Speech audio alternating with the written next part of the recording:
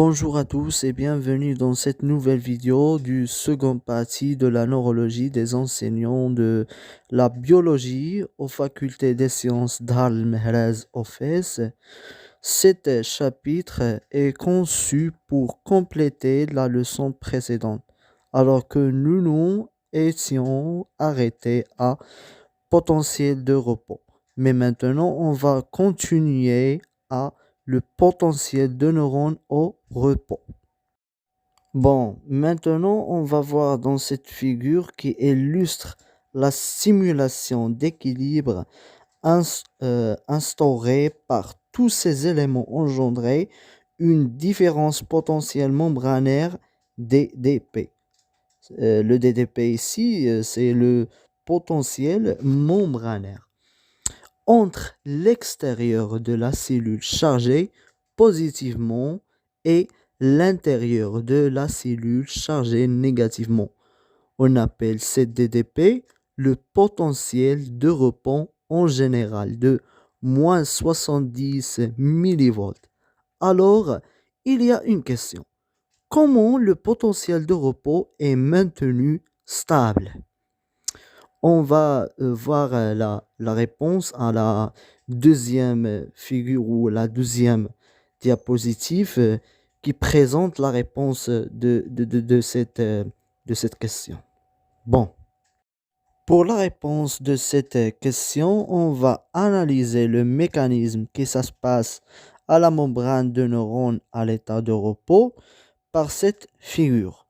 Comme nous allons vu le maintien de potentiel de repos, il maintient grâce à une pompe de sodium-potassium ATP basique en grande partie parce qu'on déjà amené cette pompe restaurer un petit peu des compositions ioniques initiales malgré la diffusion passive des ions selon leur gradient de concentration et selon leur gradient électrique.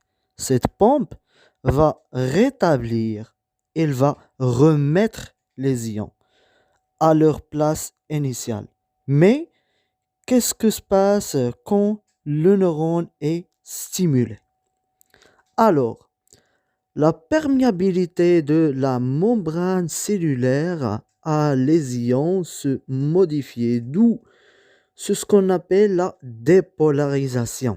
Donc, au repos, la membrane est polarisée. Je dis la polarisée, c'est-à-dire à l'intérieur est chargé négativement et l'extérieur est chargé positivement.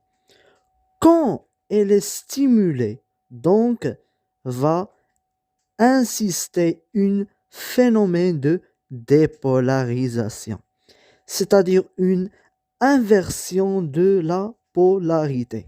Donc, l'intérieur va devenir positivement et l'extérieur va devenir négativement. Alors, comment cela veut dire? La simulation en un point de la membrane d'un élément excitable, l'élément excitable ici, c'est le nerf géant de Calmet, entraînement une dépolarisation membranaire suffisante.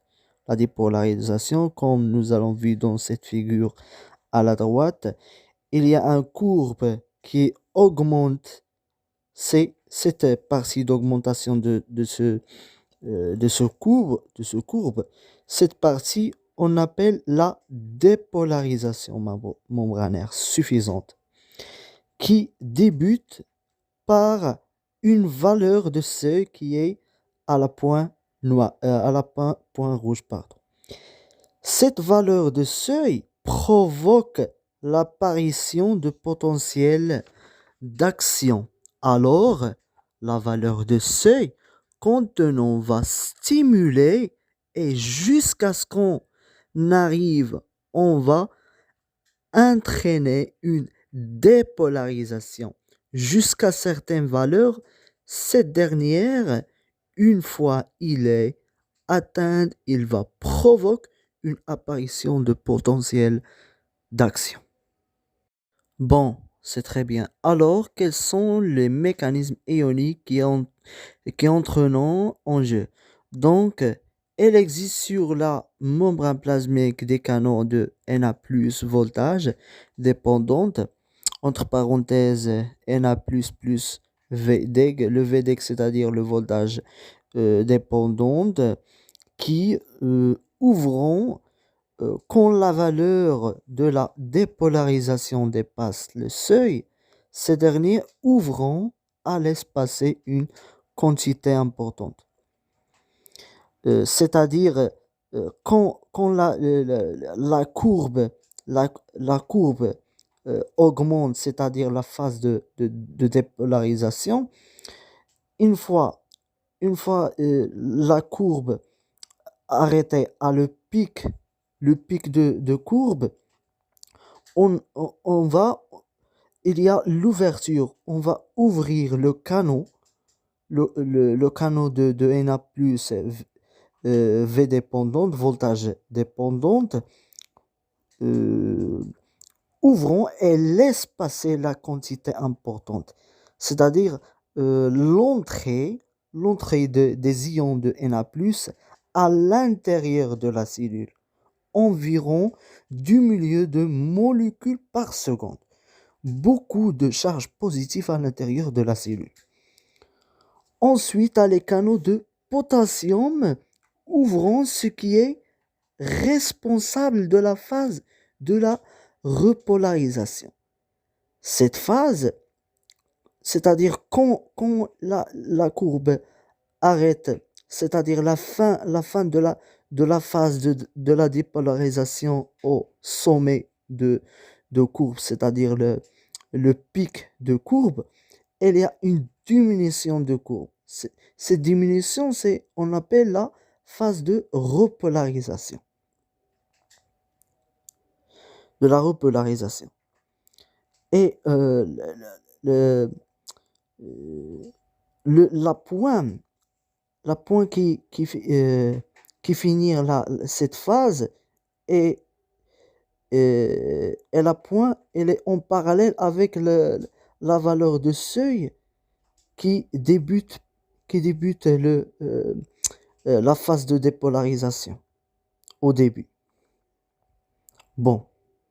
Dit que les canaux de Na+ se ferment ou ne peuvent plus être ouverts pendant une période de réfracté, la pompe Na+, K+, ATP basique continua la pompe de Na+, est le maître de désordre de la cellule.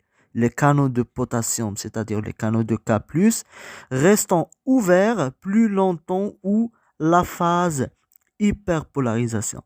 Cette phase, comme nous allons voir dans cette figure, on a la phase de l'hyperpolarisation et avant et après la phase qui suivait la phase de repolarisation. C'est-à-dire la courbe va incliner et va rester à la pointe de ce qui la courbe au début va augmenter par la première phase, c'est la phase de dépolarisation.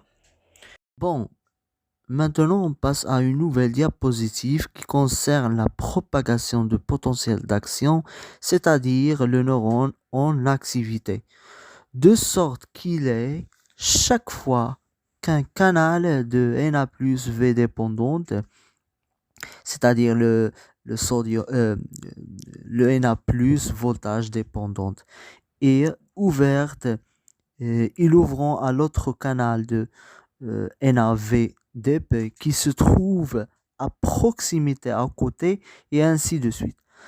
Les ondes de dépolarisation se propagent de proche en proche sans atténuation de l'angle de l'axon du neurone jusqu'à ce qu'elle se termine au niveau du bouton terminal. Il s'agit d'un message électrique. Et également, la la propagation de la succession de potentiels d'action ou on appelle la propagation de l'influx nerveux. L'influx nerveux que se propage toujours dans ces ordres. Un dendrite ou un corps cellulaire ou un axone ou les terminaisons axonales ou les boutons terminaux. Qu'on déjà dit la propagation de potentiel d'action. Eh bien, je pense que je vais m'arrêter ici et continuer notre leçon dans la prochaine vidéo. Et avant de m'arrêter, je vais vous donner un résumé de cette leçon qui est comme suite.